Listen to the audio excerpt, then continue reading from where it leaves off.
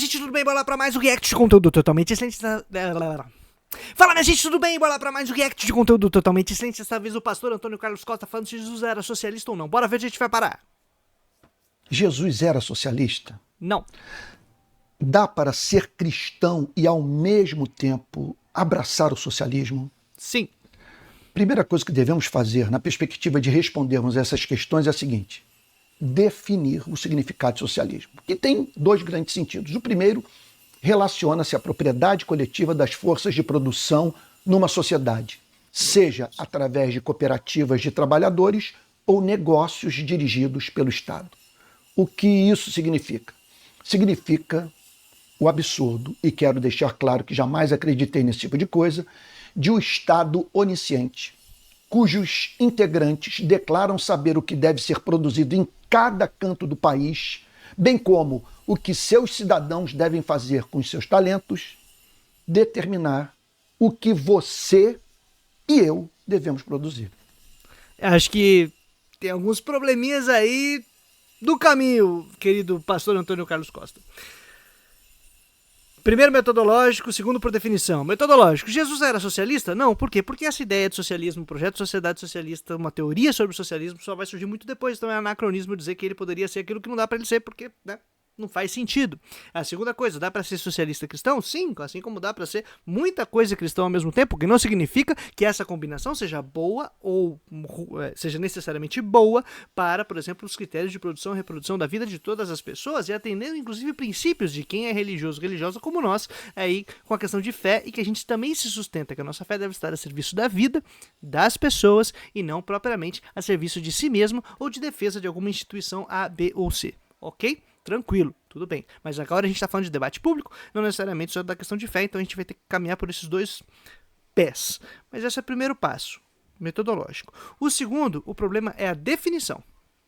Essa definição de que socialismo é controle de um Estado onisciente, tirou de onde? Que controla tudo e a todos e seus tentáculos e ninguém respira e não há liberdades, isso é na verdade propaganda ocidental ou antipropaganda ocidental. Isso significa que não havia um certo controle e centralização do planejamento na União Soviética ou em outras sociedades regidas por um regime comunista? Não. Isso significa que há uma aposta de economia centralizada que pressupõe que o Estado planeja de maneira perfeita e que tem todo o controle sobre tudo? Não. Definitivamente não. Isso aí está completamente equivocado em muitos sentidos. Mas aí entra no âmbito de debate de economia política que eu não sei se a gente vai avançar nesse papo, a depender aí de onde a gente for esticar a conversa nas próximas definições de socialismo, vamos dizer assim. Se você gosta do tipo de conteúdo que a gente desenvolve aqui no canal, não esquece de curtir esse vídeo, comentar para já espalhar a palavra por aí e também, quem sabe, dar uma olhadinha na descrição, porque lá tem a chave do Pix, porque vai que tá sobrando uma merreca aí, você ajuda o meu trabalho e considere ser membresia aqui do nosso canalzinho, porque nós temos conteúdos exclusivos para você. Somos um grupo pequeno, mas fiel e resistente e que semanalmente tá chegando conteúdo e também os cursos que eu tô migrando para cá. Então, se você vira membresia aqui do canalzinho, você tem acesso aos cursos que eu ofereço, que eu acho que estão bem bacanas. Então, de todo modo, vamos seguir, porque o que importa é ver a resposta, que a gente vai sustentar aqui que Jesus não era socialista e que sim, dá para ser crente socialista, mas a definição que o ACC trouxe tá cheia de problema. Vamos ver se ele vai dar pano pra manca para a gente poder recuperar o tema e discutir melhor e de maneira mais qualificada. Nesse modelo de sociedade não há espaço para sonharmos, planejarmos, criarmos e vendermos o que julgamos que beneficiará as pessoas e nos fará ascender socialmente a fim de vivermos com mais dignidade. Tudo emana de um poder central. Não. Além de contraproducente, reputo esse devaneio uma violação de direito. Direito de, por meio do suor do meu rosto, ganhar o meu pão de forma como julgar mais justa, eficaz e prazerosa. Rapidamente. Você que está assistindo esse vídeo, quais foram as possibilidades que você teve de decidir por si mesmo, escolher o seu trabalho? Sim. Não foi por uma pressão social, não foi por necessidade, não foi o que pingou. Se você conseguiu acessar a universidade, as possibilidades que você teve, os recursos sociais que você teve para poder manejar, foi por uma escolha sua, sem fricções sociais, ou foi dentro de uma dinâmica que as condições são dadas e pautadas pelas dinâmicas que estão para além de você, sua casa e suas preferências? Dito isso, toda organização econômica, a não ser sociedades que reproduzem as suas vidas e de suas famílias dentro de um sistema tradicional, na qual o filho continua o trabalho do pai, e a gente vai criando esses grupos que reproduzem de maneira hereditária suas funções e tudo mais, se é de uma divisão complexa de trabalho, dinâmica, é socialmente, de acordo com a coordenação da divisão social do trabalho, que a gente vai encontrando os caminhos e as possibilidades de nós atuarmos de acordo com as nossas preferências. E não vai ser porque eu quero, porque me deu vontade, julguei que é bom. Vai ser dentro desse jogo. O jogo é sempre social, ainda que haja a ilusão de que a escolha foi minha, somente minha, e porque eu gostei. Então, a questão dessas limitações fáticas, econômicas, materiais, que decidem sobre as condições que nós temos para julgar aquilo que é interessante, eu julgo a partir do que eu tenho acesso, ela é socialmente determinada. Agora, essa determinação ela vai vir a partir de um planejamento de equilíbrio social da coordenação de produção e reprodução da vida dos seres humanos, planejando essa sociedade para que ela diminua o máximo as condições de crise, de destruição de sua própria condição de reprodução, garantindo inclusive que a produção, a distribuição, o processo econômico seja voltado para a vida das pessoas e não para a acumulação de capital, não para o fortalecimento de um mercado, não com o objetivo de lucro, de acordo com o interesse próprio e individual de cada um que julga que é interessante, senão dentro de um planejamento coordenado pela sociedade, que é quem produz, né, os trabalhadores e as trabalhadoras, quem produz e quem, portanto, consome, quem é ponto inicial e ponto final do processo produtivo, então que deveria decidir sobre essa coordenação social, né, que vai garantir as condições aí para a produção e reprodução da vida, sempre limitadas em qualquer sistema econômico, ou se a gente vai deixar que essa coordenação seja decidida de acordo com os interesses de quem é dono de meio de produção. Ou seja, o camarada que é dono do meio de produção, que acumula capital e que vive para acumular, produzir e reproduzir de maneira ampliada esse capital, decide os rumos do investimento da sociedade, ou seja, as parcelas de investimentos sociais vão ser decididas por esse camarada que vai definir na vida de quem vai ter emprego ou não. Vai definir as condições que você tem de acessar um trabalho ou não. Porque ele tem interesse próprio, está fazendo o que ele gosta. E aí a vida social é decidida por interesse egoísta em visando lucro, porque é assim que funciona o jogo do mercado capitalista, que esse camaradinho então vai decidir sobre a vida de todo mundo, sobre a coordenação dessa divisão social do trabalho. Senta ele junto com os outros ricaços e vai jogando dinheiro para um lado, brincando na bolsa do outro, achando que um novo setor de indústria é mais lucrativo, portanto ele pode migrar, ou que um novo meio de produção, uma nova tecnologia, né, uma nova ferramenta aí que inovou e tal e substitui massas e massas de mão de obra dos trabalhadores, vai entrar no jogo, e como a gente está dentro de uma sociedade capitalista, esses trabalhadores vão perder os seus empregos, perder suas chances de reproduzir a vida, não vão encontrar necessariamente novos postos, e mitiga isso como? Aí a função do Estado é ficar com a peneira tentando tapar essa galera que está caindo e sendo jogado para fora do mercado? Porque pela lógica do mercado, essa galera foi um acidente natural, e se eles vão ter condição de viver ou não amanhã é problema deles. Mas se o planejamento é social, você calcula inclusive o tipo de investimento e os rumos desse meio de produção. Sua viabilidade não em torno de lucro e aumento de produtividade sem mais, mas em torno de uma direção coordenada da divisão social do trabalho, visando a garantia de produção, reprodução e desenvolvimento da vida humana em sociedade. Aí a gente começou a falar, por exemplo, sobre o que vem como fruto da racionalidade comunista no planejamento da economia, que não é onisciência. É intervenção sistemática nessas relações para a transformação da sociedade como um todo, inclusive. Há uma transição e o Estado se torna um papel, uma instituição central muito importante nesse processo, porque dentro da sociedade moderna as grandes instituições são o Estado e o mercado, mas o Estado está sob decisão política, ou seja, os trabalhadores, as trabalhadoras podem intervir aí. O mercado não. O mercado, como ele funciona e como ele tem esse dinamismo central no capital, não permite a participação dos trabalhadores e das trabalhadoras, que são peças dentro da reprodução social.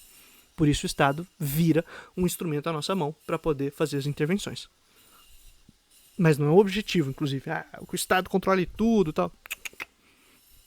É entender como funciona. Poucos socialistas defendem hoje esse ponto de vista. Permita-me repetir. Esse pensamento não é hegemônico dentro do pensamento socialista.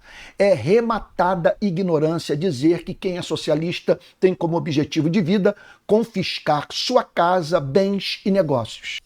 Mas nem antes, né? Não sei se você tá ligado, mas o objetivo, ao rolar uma revolução durante o século XX, era ter a expropriação não dos bens e das posses dos indivíduos aleatoriamente. É meio de produção. É para você dirigir a fundamento da economia global, ou da economia nacional, no caso. Né? Global no sentido de economia desse Estado, que ele vai ser gerido como uma totalidade. E aí você toma aqueles fundamentos, esses instrumentos e meios de produção necessários e fundamentais para orientar para onde essa produção tem que ir, para orientar o desenvolvimento econômico, para orientar o atendimento das necessidades da população. Então você vai dirigir a economia, né? O que não significa que o camarada que tinha um carro teve seu carro tomado. Tinha uma casa e perdeu a casa. Não. Definitivamente não. E assim, isso é pura e exclusivamente aquele pânico moral criado por propagandista de quinta durante o século XX nos processos revolucionários. Né? É engraçado você ler vários textos que falam, por exemplo, depois da eleição de Allende no Chile, eleito democraticamente, dentro das regras burguesas, com um projeto socialista, que o pessoal saía na rua dizendo e gritando que ele ia tomar a casa das pessoas, ia tomar os bens das pessoas. Quantos filhos você tem? 5? 3 vão ser mandados para a União Soviética, um vai ser mandado para Cuba e o outro vai ser obrigado a trabalhar aqui no que o Estado decidir. Eles falavam isso, esse tipo de discurso. Que é escrachado, mas é basicamente o que está reproduzido no que o ACC está apresentando pra gente. E o que eu estou dizendo aqui nem é para dizer que olha como o ACC é um cara do mal, não, é que ele está reproduzindo um tipo de propaganda provavelmente sem conhecer outras literaturas e imbuído de um tipo de discussão que me parece muito a crítica safada que o Popper faz, que o Hayek faz, que essa galera faz em geral, né, dessa linha que vai apoiar neoliberalismo, do que é o comunismo. Né, que pinta como um grande totalitarismo, e usa esse termo, né, que é a concentração de tudo, com o Estado onisciente, e a impossibilidade do cálculo econômico, e da racionalidade econômica onisciente, e a planificação perfeita, e faz ataques. O ACC está reproduzindo essa ideia, que é ruim, e já, assim, se rolar, se abrir a oportunidade, a gente vai ler uns textos aqui para dar uma tensionada no papo, e uma coisa... É verdade, nenhum socialista vai pensar isso que ele está dizendo, porque a gente não pensa assim mesmo. Não é sair tomando o Uno Mille de alguém aí, né? Aleatoriamente. Seu Uno Mille 98? Dá ele pra nós! Não, né, mano? Porra. O segundo significado do socialismo é um ponto de vista comunitário da maneira apropriada de uma sociedade se organizar. Dentro desse modelo, a assistência pública e projetos sociais de toda sorte deveriam ser parte integrante dessa forma solidária de viver. Haveria, sendo assim, um envolvimento coletivo na vida das pessoas. Não a ponto de o Estado dizer como devemos educar nossos filhos, ou restringir a liberdade de culto e violar os limites impostos pela nossa consciência. Esse envolvimento coletivo assume o belo significado de todos se preocupando com todos, de modo a não deixar a vida de ninguém entregue à misericórdia incerta do mercado. Ah, é aí que tá. O desenho que o ACC está criando pra gente é o seguinte, a regra é o capitalismo. E aí o papel do Estado é mitigar os efeitos negativos do capitalismo. Isso é socialismo. Não, isso não é socialismo. Não é. Alguém pode até ter dito que é, mas não é. Vamos discutir a definição do termo que alguém usou não sei que dia. A questão é o projeto de sociedade. Existe um projeto de sociedade capitalista. O que determina ele? O modo de produção. Como você coordena a divisão social do trabalho e produz para quê? Tendo em vista quê? E existe uma sociedade alternativa, socialista, que mexe no modo de produção e não na gestão do Estado. Não é qual tipo de governo que vai ser, se ele vai ficar mitigando os efeitos negativos do capitalismo. Senão não é socialismo. É gestão com tentativa mais humana do capitalismo. Inclusive essa gestão do capitalismo com cara humana, que era assim que se chamava, por exemplo, no pós-guerra, os países sociais-democratas que vão se constituindo no norte europeu, como exemplo para tentar enfrentar a mobilização dos trabalhadores e das trabalhadoras que exigiam revolução, porque não é porque os caras fizeram tipo, não, vamos então fazer um Estado aqui porque a gente é mais humano. Os trabalhadores e as trabalhadoras estão insuflados com revolução, estão animados com a União Soviética, estão animados com o processo que está acontecendo lá. E aí o que acontece? Vamos criar uma gestão que segure a onda dos trabalhadores e das trabalhadoras, que atenda boa parte de suas reivindicações. Então cria-se uma gestão do Estado dentro do capitalismo com cara de humano. Só que, deflagradas crises da União Soviética, E a dissolução dela, propriamente dita, no final dos anos 80 e início dos anos 90, esse capitalismo com cara humana foi sendo jogado para a lata do lixo e hoje está em crise profunda. Mas veja que não é socialismo. Tudo bem? Então, esse sonho que o KCC está propondo para a gente é um Estado que vai mitigando os efeitos negativos do capitalismo. Então ele não precisa ser onisciente, né? Aparentemente, ele pode ser limitado. E o cara que vai sempre catando uma política que ela vai tentando catar os cacos depois que quebrou. Ela nunca evita que quebre o vaso, né? Ela deixa o vaso quebrar e vai tentar catar os cacos e ver se dá pra colar. Ela nunca evita a queda. Ela sempre chega atrasada. Os seres humanos. Instituições públicas seriam criadas para a todos socorrer e fomentar qualidade de vida. Permita-me dar um exemplo da importância dessa assistência pública. Pense na pandemia da Covid e no caos sanitário que ela causou. Milhões de pessoas teriam perecido se governos das mais diferentes partes do mundo não tivessem criado campanhas de vacinação em massa e auxiliado financeiramente milhões de desempregados. E milhares de pessoas, milhões de pessoas faleceram. Exatamente porque retardaram esse tipo de atendimento. Exatamente por crises com a própria indústria farmacêutica. Problemas do capitalismo. Foi uma luta infinita. O ACC estava envolvido nela. O ACC participou desse rolê todo. Contra o quê? Contra a galera que queria não intervenção do Estado. Não participação de um mínimo de planejamento. Porque a questão não é só intervir para mitigar. Aí precisava planejar a economia. O que faremos para suportar esse período? Mas aí, gente, e a onisciência? Aí tá, eu vou chegar nesse ponto aí. Porque isso não é uma questão teológica, isso não é uma questão religiosa nem de fé. Aqui a gente está falando de ciência econômica. Então, acho que talvez eu tenha um dedinho aí para dar uma tensionada. Empresários prestes a fechar as portas das suas empresas.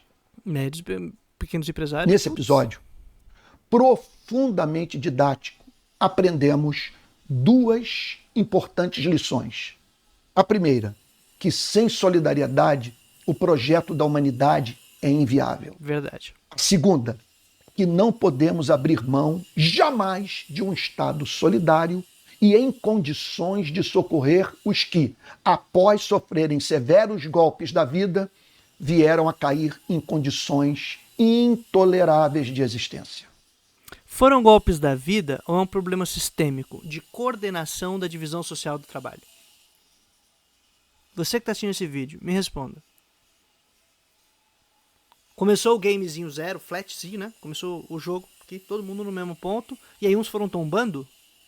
Ou é próprio desse modo de produção se reproduzir criando centros, periferias, acúmulo, desigualdade, concentração de capital, reprodução ampliada de capital, destruição das condições de reprodução da vida, porque destrói a terra e o trabalhador é só uma peça dentro dessa dinâmica e a terra é um recurso a ser utilizado infinitamente, que é próprio da racionalidade capitalista. É uma questão do modelo de sociedade que não é um modelo de gestão de governo, é de modo de produção. Modo de coordenar a divisão social do trabalho. Então, esse Estado que está tentando catar os cacos do vidro quebrado, do vaso quebrado, esse Estado, ele está sendo eficiente? Ou ele seria eficiente se ele fosse uma peça dentro de um planejamento de sociedade que tenta superar as relações capitalistas que criam sistematicamente essas misérias, bolsões de pobreza, superexploração, destruição das condições de vida? A questão é outra sociedade, não é gestão desta. É aí que está o segredinho. Nada disso significa o controle do Estado ou da sociedade sobre a vida dos seus cidadãos. O Estado pode ser forte para socorrer sem ser forte para controlar. A ideia é a sociedade tão somente não deixar ninguém para trás na corrida capitalista. Ah, aí ó. Não é socialismo. A ideia é tão somente não deixar ninguém para trás na corrida capitalista, mas a corrida vai seguir. Eu vou deixar aqui na descrição do vídeo algumas playlists em que a gente discute a racionalidade econômica capitalista, os problemas desse modo de produção e também a playlist da leitura do manifesto, porque lá a gente já discutiu vários temas que poderia ajudar aqui a gente a enriquecer esse debate aqui com o ACC. O problema não se a gente está aceitando que é o capitalismo e agora é só gerir, não é socialismo mais, gente. Esquece. Abriu mão de outra sociedade alternativa. E aí o ACC está reproduzindo sim o discurso da galera tipo Popper, Hayek, que opõe o seguinte: ou é conhecimento total de todas as relações econômicas e planejamento perfeito, portanto, ou é nada, nenhum tipo de planejamento. O Hayek e o Popper fazem isso. Eu trabalhei isso na minha tese de doutorado. Eu discuti, junto com um autor que me influencia muito, que é o Franz Winkelhammer, exatamente esses dois elementos. Porque aqui não é uma questão de fé, gente, é uma questão de ciência econômica que a gente tem que discutir. Racionalidade econômica, conhecimento de economia, como a gente pensa, planeja, constrói essas coisas. O que o Popper, o Hayek, e o Hayek inclusive na linha do Brzezinski, do Mises, essa galera toda. O que esse pessoal faz? É impossível tal coisa. E aí eles jogam, por exemplo, uma planificação perfeita. Ela é impossível. Logo, portanto, é impossível qualquer planejamento. Não existe todos sabemos que é impossível um planejamento perfeito. Portanto, nós fazemos planejamento que se revê, que se aproxima, que intenta criar um projeto. Não, ou é planejamento perfeito, ou é nada e solta no mercado, porque o mercado não precisa de planejamento mesmo, é cada um por si, dane-se. Entendeu? Ou é isso ou é nada. É o que o Popper faz, é o que o Hayek faz, é o que a galera faz, e que colocam, a partir de sua teoria, porque é uma teoria que eles estão tirando do próprio, né, sem discutir com economistas soviéticos, sem discutir com economistas chineses, sem discutir com economistas cubanos, eles estão tirando deles mesmos. É isso que esse pessoal pensa, eles acham que dá pra planejar tudo, mas não dá. O conhecimento não pode ser perfeito, não dá pra saber de tudo, então não dá pra fazer nenhum tipo de planejamento, e eles apelam pro outro lado. E isso está presente aqui no que o ACC está dizendo. Então, essa definição que ele está dando de socialismo, rechaçando o que seria o efeito de uma revolução comunista, ou seja, nós queremos uma outra sociedade que não seja baseada sobre o modo de produção capitalista, nem sobre a propriedade privada dos meios de produção, nem esse modo de coordenar a vida de maneira maluca baseada no mercado, que vai decidindo de acordo com os interesses dos indivíduos em competição uns com os outros e que, portanto, não tem nenhum critério para frear a loucura que é o acúmulo de capital. Nega esse tipo de coisa e reduz a comunista quer controlar tudo. Comunista controla a sua vida. Como se você não estivesse nesse exato momento sendo determinado por uma coordenação da divisão social do trabalho baseada nos interesses individuais de uma galera que é dono do meio de produção. Os efetivamente ricos e elite desse planeta. Entendeu? Eu tô tentado a ler um trecho da minha tese, mas eu vou segurar. Todos sabemos o quanto a dinâmica capitalista é capaz de produzir riqueza e destruição. Empresas surgem e forçam empresas a fecharem as portas. Como não usarmos a inteligência a fim de criarmos mecanismos e instituições que fomentem a produção e o cuidado, a riqueza e a solidariedade, a liberdade para criar e a segurança para criar sem medo? Adivinha o nome de uma sociedade que utilizaria a tecnologia disponível para tentar fazer isso? Esse modelo é completamente consistente com a preservação da propriedade privada e o... Aí não é. A propriedade de meio de produção não pode ser assim. Não é consistente. A forma de propriedade burguesa, como ela se dá e domina o meio de produção, é inconsistente com a liberdade que você está procurando, ACC. Ela não é compatível. Ela entra em contradição. Exatamente pelo que eu falei sobre a determinação, sobre a coordenação da divisão social do trabalho. Controle capitalista, como exemplificado na democracia do pós-guerra do estado de bem-estar social capitalista. Milhões de pessoas vivem hoje sob regimes com características fortemente socialistas, porém completamente democráticos e republicanos. Na China. Foi uma provocação? Sem dúvida. Porque você vai dizer, não, mas a China não é democracia. Você abrir a Constituição e ele se auto-apresenta como ditadura, ditadura do proletariado. com representação, com eleição para parlamento, com participação popular nas tomadas de decisão, com democracia participativa, né? Seria uma democracia socialista, com característica chinesa, que é diferente, por exemplo, do tipo de democracia socialista que existe em Cuba. Beleza? Eleições, participações diretas, participação efetiva, existe. No caso, por exemplo, de um parlamento inglês, que você tem a Câmara de Lordes, que está acima da Câmara dos Comuns, cuja eleição é indireta para quem vai ser o primeiro-ministro, né? Não é uma eleição direta, é uma eleição indireta. E ainda assim esse primeiro-ministro tem que estar ali articulando com esses nobres, os lordes, né, da Câmara dos Lordes, e também com a monarquia, que ainda exerce um poder e um papel dentro do executivo. A gente chama isso de democracia, numa boa? Porque eu não quero discutir a definição, se usa a palavra X ou Y. Eu quero ver como funcionam as relações sociais. Sei lá, se a gente olhar, por exemplo, como vai funcionar o rei da Dinamarca em relação ao seu parlamento e à democracia existente lá. Não sei, entendeu? Coisas pra gente começar a questionar e não achar que tá tão simples assim. Uma dualidade tão clara entre o que é um democrático livre. Porque o que está dizendo é que, assim, se for capitalista, é democrático e garante republicano e liberdade. Né? Porque está identificando essas coisas nessa construção da argumentação do ACC. O que não significa que ele creia nisso. E provavelmente, se ele fosse responder esse vídeo, não sei se vai, espero que sim, porque a gente poderia trocar uma ideia, debater um dia, ia ser muito massa. Mas ele poderia dizer, não, mas eu também sou contra as sociedades capitalistas que têm ditadura, porque eu sou a favor da democracia. Tudo bem, tranquilo, eu também. Democracia em tudo quanto é âmbito. Agora, democracia real, ela não pode ser de acordo com o que eu acho que deveria ser a democracia de um ponto representativo burguês que reproduza as dinâmicas individualistas, egoístas, do cálculo de interesse, que surge de uma sociedade burguesa. Eu tenho que rever tudo isso daí. E aí a gente pode discutir a construção de uma sociedade futura, que seja democrática e tal. O socialismo eleito por Allende, que era revolucionário, ele foi derrubado com um golpe de Estado. E provavelmente a sociedade, seguindo a dinâmica da própria democracia burguesa, vai saber o que aconteceria de uma própria superação dessas relações dentro da regra do jogo. Ela não é fixa e nem é a melhor. Então a gente tem que pensar nessas paradas. É importante. É uma questão de engenharia social, quase. A Europa é um exemplo desse fato. Milhões de europeus não abrem mão nem da liberdade, nem de um Estado que sirva ampla e efetivamente aos seus cidadãos.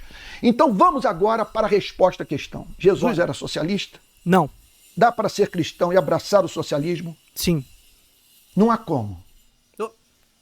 Usarmos os 4 evangelhos para a defesa do socialismo a partir do que Jesus falou. O que Jesus simplesmente declarou é sobre a necessidade imperiosa de nós ampararmos os necessitados. Aí estamos de acordo. Não dá para dizer que Jesus era socialista. Não. Dá para ser cristão socialista? Sim. Sim. Mas ó, antes da gente seguir esse papo aí, porque eu acho que o rumo agora a gente vai concordar mais, ACC. Eu vou ler um trechinho aqui desse papo a respeito do cálculo econômico, do conhecimento econômico e do planejamento econômico na minha tese. É um trechinho muito curto, tá? Vou ler um rapidinho e eu acho que vocês vão curtir. Porque a argumentação que o ACC está utilizando, ela está reproduzindo, eu tenho certeza, cara, certeza, que é o argumento do Popper, que é reproduzido pelo Hayek e mesmo pelos antecessores deles, né? Seus professores. Vamos lá. Bora, ó. Retomando a questão da planificação. Por que eu estou retomando? Porque o Hinkelhammer trabalhou a planificação na sua tese de doutorado, que por uma trágica situação da minha vida nunca foi traduzida para o português, então ela foi escrita em alemão e eu tive que traduzir na mão, deu um trabalho do cão, mas tudo bem, deu certo, eu consegui traduzir, ler, utilizá-la aqui na minha tese. E o Hinkelhammer faz uma discussão, ele é economista, né? Então ele faz uma discussão muito interessante sobre desenvolvimento econômico e a necessidade de você deixar equilibrado a relação de investimento de capital e do consumo. Né? São duas variáveis que deveriam estar equilibradas, porque você tem que garantir o consumo, que ele seja atendido às necessidades das pessoas, afinal é quem trabalha, é quem vai produzir, e nesse consumo você pode colocar aí, se você quiser, a reposição dos insumos para a sua indústria, que é algo que vai ser consumido de maneira produtiva, dá para colocar um monte de coisa. A questão é, tem que atender as necessidades básicas para a reprodução social e você precisa de uma taxa de investimento para poder continuar desenvolvendo as forças produtivas, desenvolvendo a indústria, modernizando e tal. E aí, o que o Rinkelmann faz? Ele analisa de maneira muito crítica o desenvolvimento soviético. E aí ele trabalha os modelos de desenvolvimento soviético, desenvolvimento econômico que vai utilizando massas de investimento, tentando equilibrar no primeiro momento com a questão do consumo. Só que depois se percebe que não dava para manter assim e desenvolver a indústria de maneira acelerada e suficiente para que a modernização soviética fosse competitiva dentro da dinâmica global existente no pós-guerra e para que atendesse da melhor maneira a população. E ainda se soma a isso a iminente ameaça de guerra, que é a chamada Guerra Fria, porque ele tem um competidor que não quer só competir no mercado. Ele não quer competir só no âmbito econômico, ou seja, faz o seu aí e eu brinco de mercado aqui e vamos ver quem se dá melhor. Não, ele tem um competidor que quer fazer intervenções políticas e de guerra, literalmente, ameaçando o seu projeto social, o projeto dessa nação. Essa dinâmica força com que, inclusive, a massa de investimentos vá para o setor bélico, o setor militar, a indústria do armamento. E também na corrida espacial.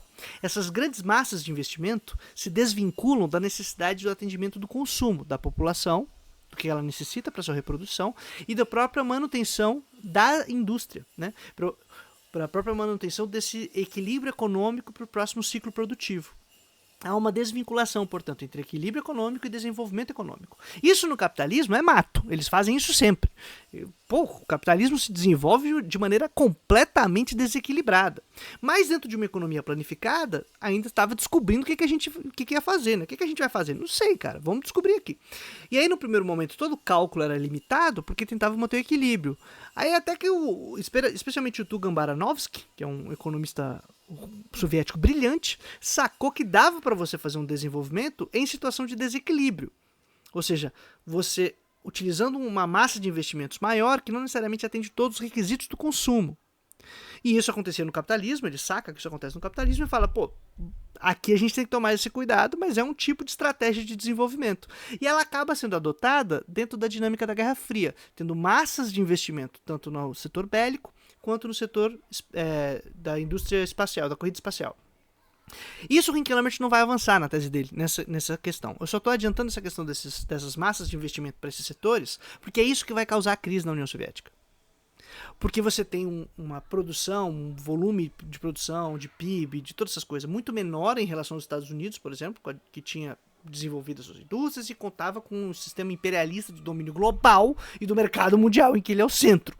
Então ele tinha muitas vantagens. Depois que ainda vira o dólar como moeda de tudo, aí, meu amigo, aí não tem mais como brincar no game. Os caras zeraram o game porque criaram um jogo que só eles ganham, que agora está em crise. Mas beleza. Dito isso, vendo só essa dinâmica, o que acontece, como o Wim Dirkesins, que é um autor que me influencia bastante, também fala, os investimentos cada vez maiores no setor bélico e no setor espacial diminuem o investimento no próprio desenvolvimento das forças produtivas e no atendimento da população. E isso faz com que, na União Soviética, se perca o fôlego de manter uma economia equilibrada, então ela vai ter que se dissolver porque ela não está dando conta. Não tem nada a ver com planejamento centralizado, não tem nada a ver com ser onisciente ou não sobre os mecanismos do mercado e sobre o controle da economia. Tem nada a ver com isso. Efetivamente teria a ver com essa dinâmica, em que você perde o ponto de equilíbrio da sua reprodução econômica. E aí você é forçado a dissolver. Foi isso. Tá bom? Esse é o papo que eles estão discutindo. Por que isso é importante? Porque o ACC comenta sobre a questão da onisciência e culpabiliza tudo, joga toda a conta aí, né?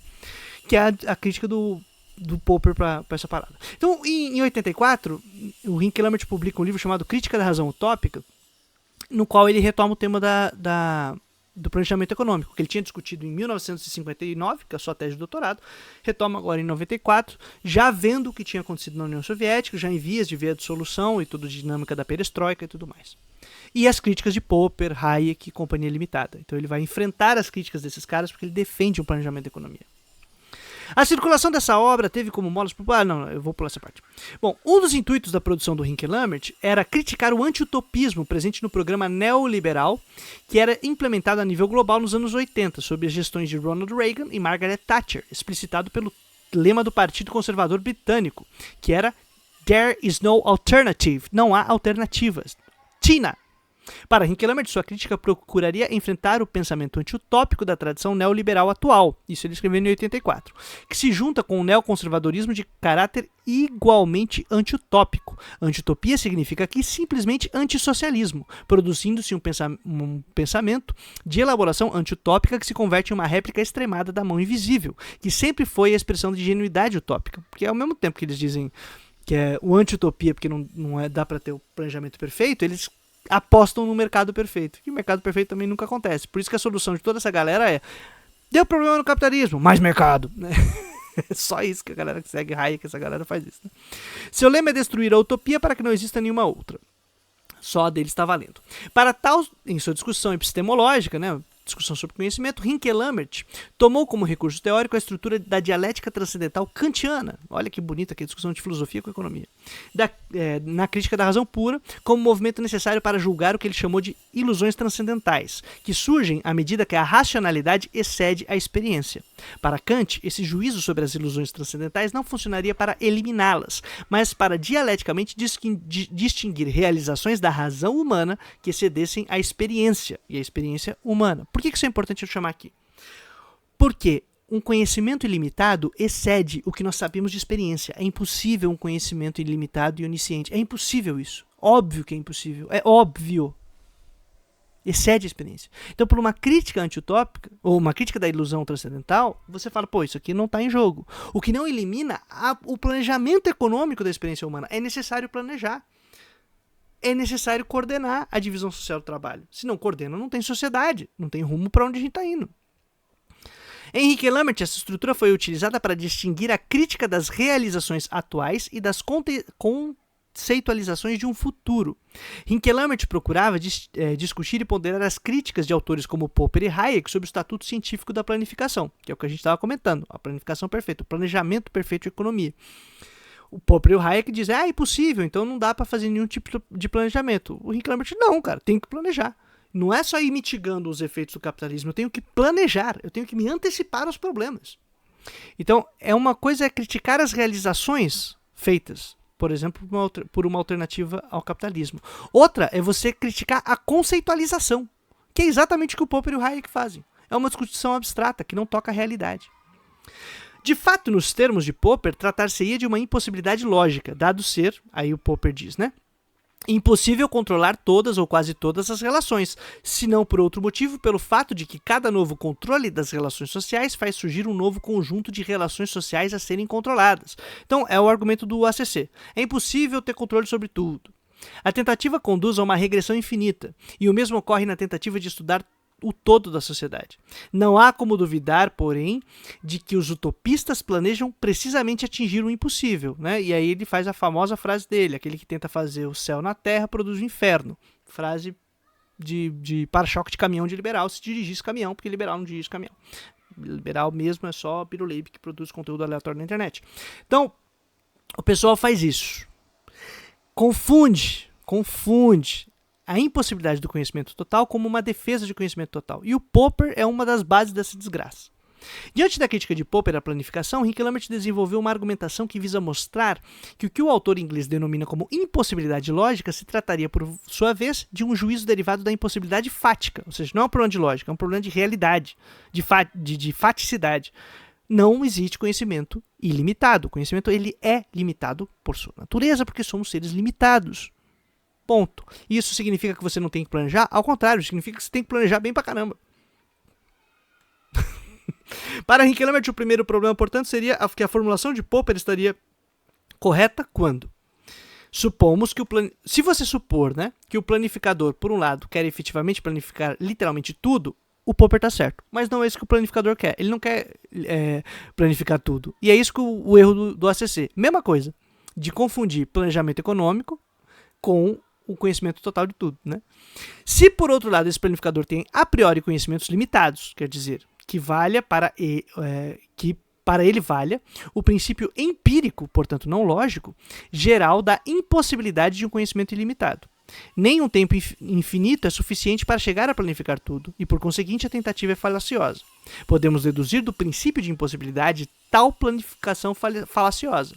Também podemos deduzir a frustração de tal intento de planificação total a vigência do princípio de impossibilidade de conhecimento ilimitado. Essa última dedução é uma espécie de indução, ou seja, que você, por ter descoberto que não tem um conhecimento ilimitado e que não dá para fazer um planejamento total, você então diz que todas as tentativas de planejamento futuras serão impossíveis. E isso não é uma consequência lógica, só fática, senão que você está induzindo a resposta. Partindo de um princípio fático e empírico, você induz que se não deu certo, não vai dar certo nunca. Até aqui, por que isso é importante? Porque não estamos falando propriamente de lógica. Estamos falando de outro tipo de critério de racionalidade. Você fala, nossa, Bruno, mas para que isso? É porque o tipo de teoria da ciência que o Popper desenvolve depende dessa definição dele sobre impossibilidade lógica. Espera aí que a gente chega lá. A tentativa falha se conclui que qualquer repetição no futuro falhará também. É isso, né? Por isso que é uma indução. Buscando tal razão, a encontramos no conhecimento limitado em termos de princípio de impossibilidade. Transformamos assim um juízo hipotético, segundo o qual até agora tais tentativas de planificação total fracassaram, em um juízo apodídico, segundo o qual todas fracassarão para sempre. Então é a hipótese de que foi isso que o pessoal tentou. Não foi isso que o pessoal tentou, né, de ter um controle total sobre tudo. Não foi isso. Mas é uma hipótese que a gente vai soltar. E a gente soltou essa hipótese. E agora a gente vai apodidicamente dizer que todas as tentativas do futuro serão fracassadas. Isso é a argumentação do Popper. Ao destacar a impossibilidade de planificação total, não se trata de uma questão lógica, mas fática, empírica. Hinkelambert buscou indicar que há um dado que precisa ser assumido como ponto de partida para o desenvolvimento formal da lógica da argumentação, né? Ou formalmente lógico da argumentação. O pressuposto da impossibilidade de conhecimento ilimitado, portanto, diria respeito a um juízo empírico, com validade científica. Não é um conhecimento lógico, é um conhecimento empírico. Um juízo empírico sobre a relação do homem atuante com a totalidade dos fenômenos empíricos que o rodeiam. Da caracterização dessa relação, o princípio de impossibilidade do qual é derivada é inevitável frustração de uma planificação do todo. A palavra lógica apenas esconde o fato desse juízo, cuja aceitação não cabe a uma metodologia formal de Popper e a destrói. Por quê? Porque para o Popper, o juízo tem que ser falseável. O juízo lógico ele vai ter caráter científico à medida que ele pode ser falseável. Contudo, o fato de nós termos um conhecimento limitado não pode ser falseável. É um princípio empírico e fático, não lógico. O Popper assume como ponto não falseável a impossibilidade de um conhecimento pleno. Então a própria teoria de ciência, para quem conhece, a própria teoria do conhecimento dele, de teoria de ciência dele, fura aí, que ele está partindo de um princípio empírico, que não é lógico e não é falseável. O conhecimento é limitado. Ponto. E aí a gente, daqui você puxa o fio, desmonta o resto. Mas toda essa construção já mostra como, cara, o fato de você perceber que o conhecimento é limitado não implica em negar o planejamento econômico. Ele tem que ser planejado. E no capitalismo, se ele for planejado, não dá para ser pelo mercado, porque o mercado não planeja, ele atua de acordo com os interesses dos indivíduos que são donos do meio de produção no jogo do mercado. E aí o que determina é a competição e a eficiência.